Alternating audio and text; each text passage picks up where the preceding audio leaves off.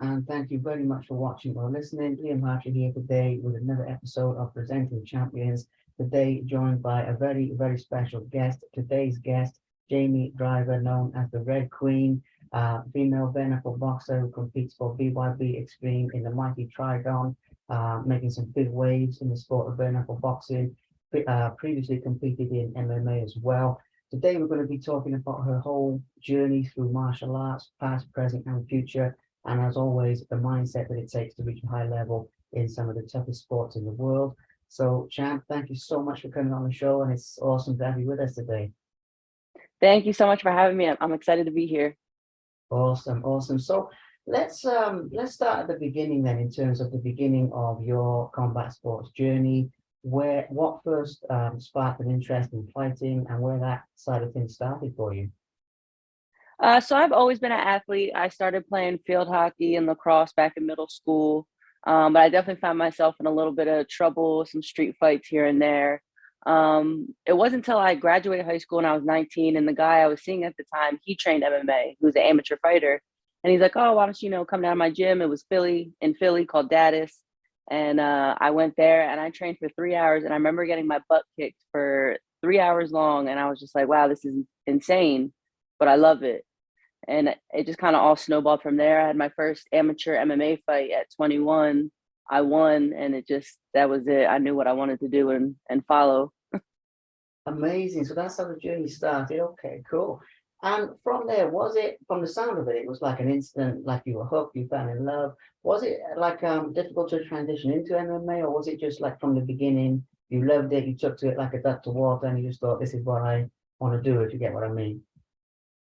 Luckily, I've always been extremely athletic. Like, I've used my athleticism, so it's definitely benefited me in my fight career. But it was definitely a harder transition, I'm sure, for some. Like, it might be easier for wrestlers or somebody kind of coming from another martial art into MMA.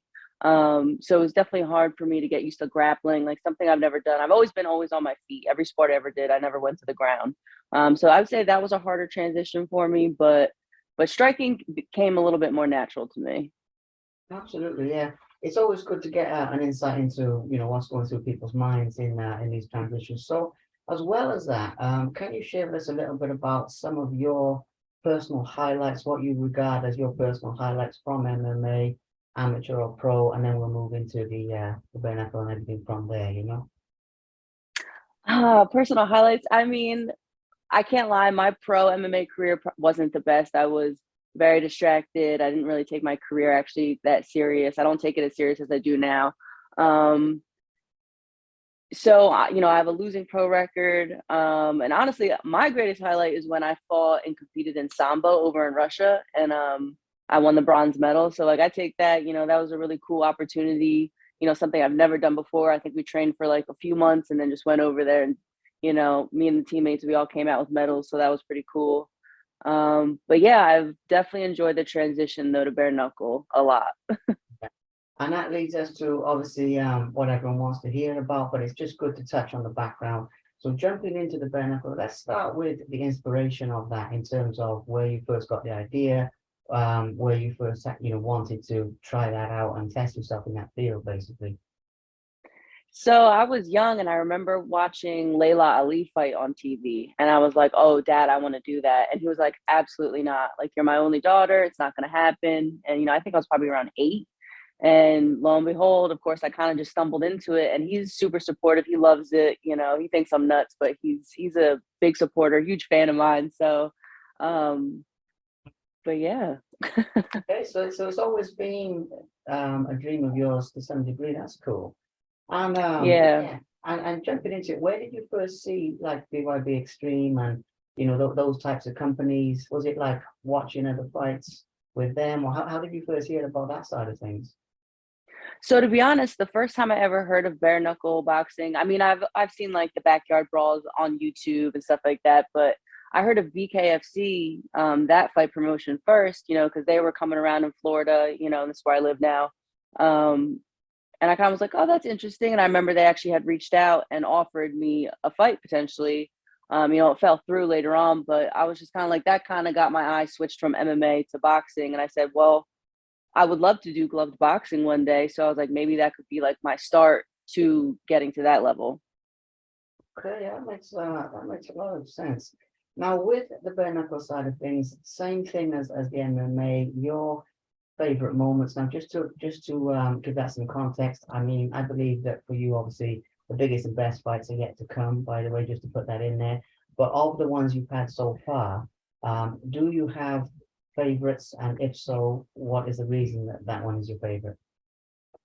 I'm 2-0. I'm undefeated so far with my bare knuckle career, which is obviously it's awesome. It's a blessing, and I'm very thankful. I've worked really hard for them. Both fights were great. They were both great opportunities to learn. The first one, I have to see, like for my physical and like my mindset.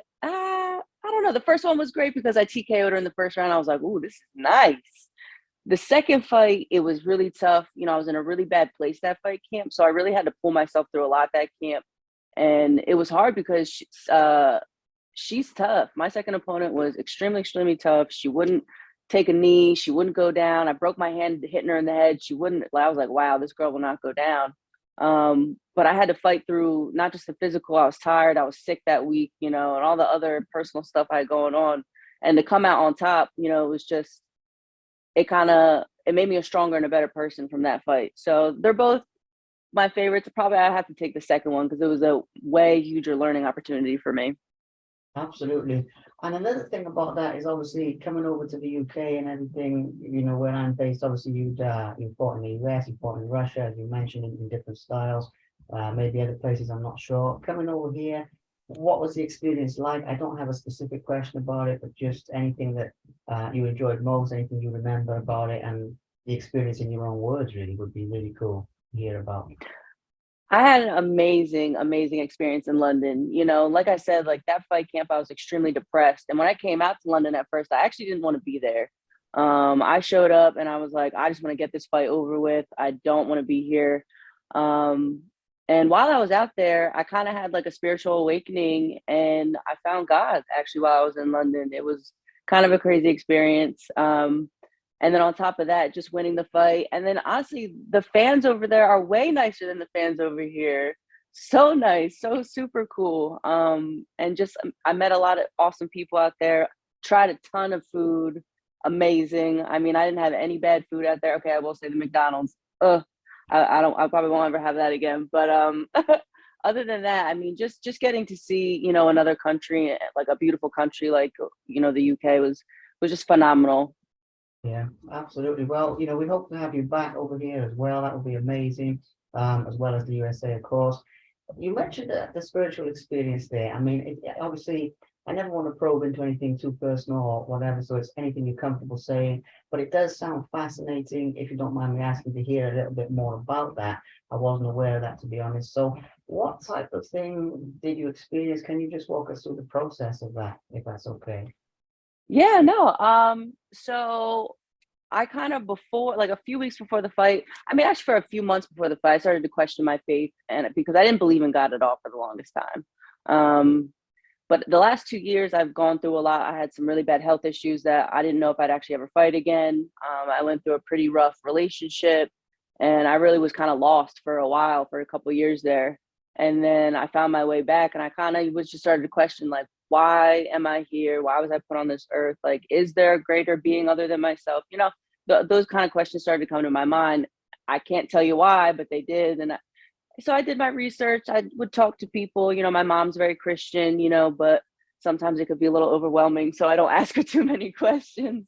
But when I was out there in London, I came upon this church, and it stinks because I forget what it said, but I had the scripture on the outside, and I just kind of like thought about it, and I asked my coach about it because he's religious and believes in God. And so I just asked him, and I told him how I'd been feeling about how I'd been questioning my faith and this and that.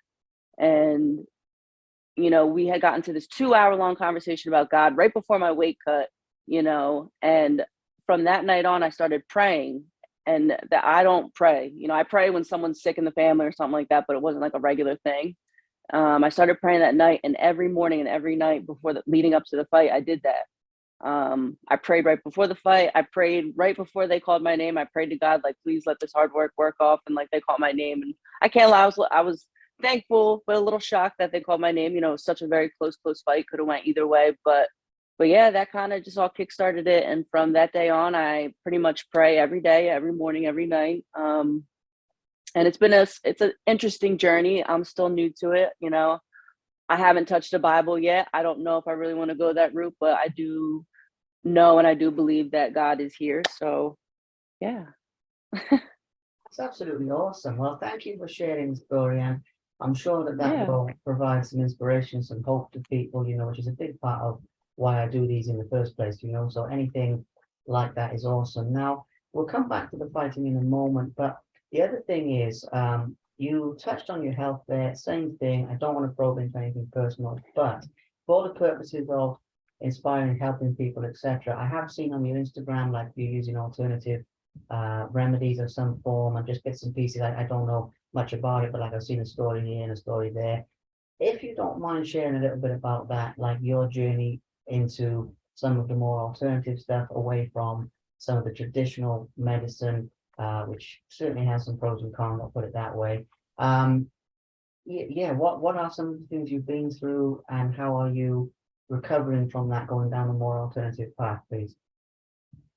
Yeah, so pretty much 2 years ago, right before COVID hit, I was actually training for a fight, and it was like 2 weeks out. And I was training actually for an MMA fight, and I got knee to the face really hard. It like busted my eye open, and I definitely had like severe concussion symptoms. And I'm like, oh man, this is bad. I was like, oh, what? But I was like, whatever. Like I'm gonna keep fighting.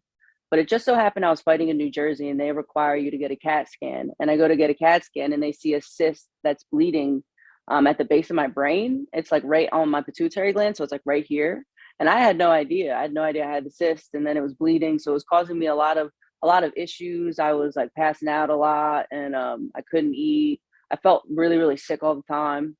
And then so with that being your pituitary gland, it affects your thyroid. And had to get blood work and see neurosurgeons. And this went on and on for pretty much the last 2 years. I've seen 6 different neurosurgeons because none of them would clear me because they said this was extremely dangerous, which it is. If I was to get hit like really hard and it bleeds, I could have a stroke and die. Like that's worst case scenario. I luckily it didn't happen, but I was having severe concussion symptoms. So they said that's pretty much like the least worst it could be. But yeah, and then with that, you see for a thyroid and endocrinologist doctor. That's what they specialize in.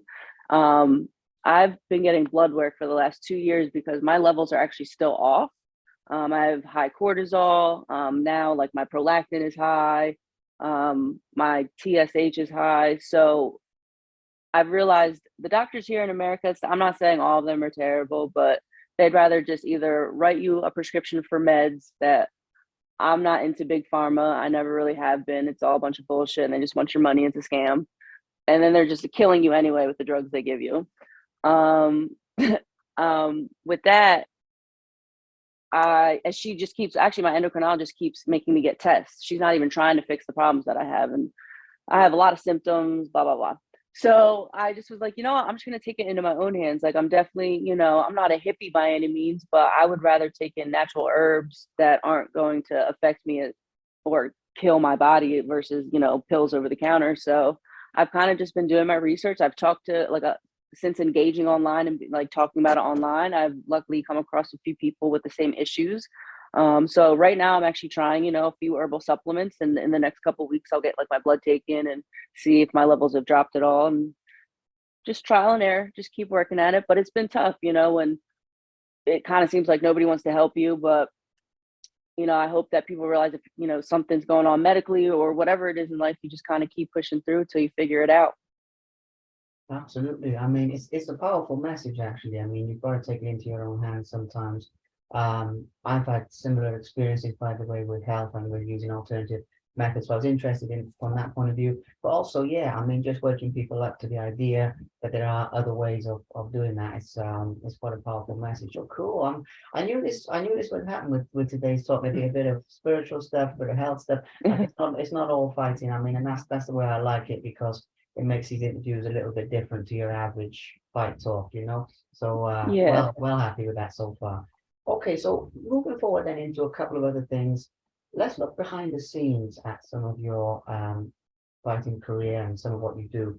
Basically, I'd like to get a little inside peek into your training regime, what you do day to day, however much you feel like sharing, but also at the same time how you mentally, emotionally, now spiritually prepare for a fight, because at the end of the day, you are going in there to go toe to toe. It is, especially in bare knuckle boxing as well. I mean, it's fast, it's aggressive. So just like what's going through your head on the build up to a big fight and what you're doing physically, like the two sides of it, if that makes sense. Yeah. You know, I've worked a lot on my confidence and like self-doubt and stuff like that. That because that was major and that's definitely hindered my, my past fighting career. But I also realized hard work and consistency and like full effort into what I'm doing will breed the confidence that I need to compete. And that's kind of, I don't take days off unless I'm, obviously injuries happen, like, I'm beating my body up every day, but for the most part, I train 2 times a day, 5 to 6 days a week, with my coach Derek Santos at Derek Santos Boxing Gym in Boca Raton. And then, have my conditioning workouts, sparring, all that good stuff, go for a run, bike ride, swim. I'm pretty basic in camp. I have zero distractions. I just go to train, eat, sleep. I prepare all my meals. I don't go out. I don't talk to really anybody. I just kind of shut the world out and I just focus on what I'm doing. It's helped me. My last 2 fight camps, I just focused solely on training and that was it and my recovery. And even though the second fight wasn't the greatest I've ever felt, like I still, still had both really 2 great camps. Things are a little different now though. I'm working full time also as a office manager at a chiropractic office. So now, because I was injured, I was laid off for a couple of months. So now I'm back in the work field. But now I'm getting back into full time training. So camp is going to look a little different. I'm going to be working and training together, but I like staying busy, But when it comes to camp, I meditate a lot. I do a lot of yoga, and I just stay focused on I just stay focused on my fight, and that's it. Yeah, it makes sense. It's very cool to talk about that because obviously it's behind the scenes, it's the side of things that people don't see. I know obviously you'll post a bit about it and a lot of people post a bit about it, but still like for your fans, it's a little bit different to hear about that. So that's very cool. Another question about the fights themselves, about bare knuckle and everything. Is there a greater pain threshold than like with MMA and everything with obviously a bare fist? I've asked this of a lot of people from up and coming to, world champions, and some people say yes, some people say no. I mean, it does vary the answer to this. But in your own words, is there more of like a pain threshold to push through than like an MMA glove or something like that? Um, I have to say no. Uh, I've been hit pretty hard in MMA, but I've also definitely my last fight, she hit me pretty dang hard. And I think the worst that ever came out of it was she cut me over my eye, but I've never been cut in MMA. But pain wise, I mean, I have a pretty high pain tolerance, so a lot of things like pain wise don't bother me. So, but yeah, the cuts, I mean that was the first time. It was quick too. It was quick, and the thing opened up, and I was like, dang, that's never happened in MMA. But it can happen in any sport. Absolutely, yeah. It's just, I think it's just a source of fascination for people. It's obviously the different styles, the punches come faster and everything. So it's just that's one more for the fans. I mean, other fighters will know, but the fans are always curious about that one. So moving into the future, obviously you had this amazing fight last time out. I know you've been kind of sort of humble and low key about it, but it was an amazing fight. All out action and everything. Who would you like to fight next? What's lighting your fire from here? Just talk to us a little bit about the future in general, as far as you'd like to go with it. I really don't mind. I mean, I'll fight anybody they put in front of me. They know that I never say no. I never say no to a fight, never turn a girl down. I know the divisions are a little, smaller than most divisions are. They're not as stacked yet. I know a lot of girls aren't really jumping to do bare knuckle. They're a little more fearful of it. And I understand you definitely have to be a little different and want to throw down with, no gloves on. But I'll fight any of the girls, but my main goal is to get a belt. And that's it, is to be the champion and take over. Absolutely. Well, no doubt you'll get there with the work you're putting in and everything. Very, very cool to touch on that. So moving into the last couple of things to talk about now. Obviously, we'll talk a little bit more about the future. But one of the things I've also seen on your social media, slightly outside of fighting as well, do you do like a bit of modeling and stuff like that? Yeah. because because there's some cool stuff like, it looks like you're doing a little bit of modeling on the side. Is that just for fun, or is that something that you're actually pursuing more professionally, or anything? It's just for fun, like, I have a little OnlyFans website, and honestly, I just have fun with it. I do it when I want to, it's not really I'm not, like, trying to get modeling contracts, but, I mean, if something happens, it happens. I definitely wouldn't say no to it, but right now it's just for fun, and I'm having a good time with it. Yeah, that's cool. Fair enough. I had to ask because it's cool to get the different aspects of people's lives as well as like the fighting, even though that's what you're known for. It's good to touch on the other things. So yeah, so we've talked about the future. One other thing that's like a bigger question, more of an intangible question. If you had to give advice to people who want to succeed in, or get into like combat sports, or they want to do well, like you're doing, obviously for women, I mean, combat sports has grown very quickly in recent years as well. I'd say there's been a boom there in terms of acceptance and everything. What would you say to somebody who comes to you and like in terms of inspiring other women and says, look, I want to do this, I want to win a belt in whatever it is, whether it's MMA, whether it's bare knuckle boxing. I mean, you've done a few different things, Sambo. I know it's a very big question, but if there were like one or two things that you had to say to those people, what type of thing would you say to them? I pretty much would tell them first, be prepared to put your ego aside. Put your ego aside and be prepared to get humbled a lot. You're gonna eat a lot of humble pie along the way in training and in fights. Um, but enjoy the journey, enjoy the process, and just work hard. Outwork everyone and outwork yourself. Every time you come into practice, try and better yourself, whether it's mentally or physically. And yeah, just enjoy it. Absolutely, yeah. I mean, it's very cool to get that because, as I said, I'm all about inspiration and everything, and you're out there chasing a dream and achieving some big things, and fighting around the world. That's starting to happen. So it's good to get like your thoughts on how to inspire people and give back and everything. Same type of question, but specifically for your fans in terms of people who support you, people who follow you, people who encourage you on social media, whatever form that support comes in, because obviously with this interview, some people they'll be hearing about you for the first time and everything. So we've given them some content. For the people that know you already and they're already supporting you, what would you say to those people anywhere around the world? I mean, thank you. Fighting can be a very, very lonely sport. And to know that I have, aside from my family and teammates and friends, I have fans all over the world now that are super supportive, no matter whether I rise or fall, is really awesome. And I'm really thankful for all your support. So thank you guys. And stay tuned. We got big things coming this year. Absolutely, yeah. 2023 is going to be a big year. And I'll tell you what, when you've got that belt, whether it's with like BYB, whether it's like when if you move over to BKFC or whatever happens, when you've got that belt, we'll do another one of these and we'll update everyone on everything that's been happening. But for now, we've gone to some great content, obviously the fights, but everything else as well, like the spiritual stuff and the health stuff. So I'm very, very happy. Last thing for me to do, just say thank you for your time and thank you for coming on the show. It's been awesome to have you here. Thank you so much. It was great talking with you, and I'm very excited for my future, and I can't wait to come back while I have my belt and we could talk.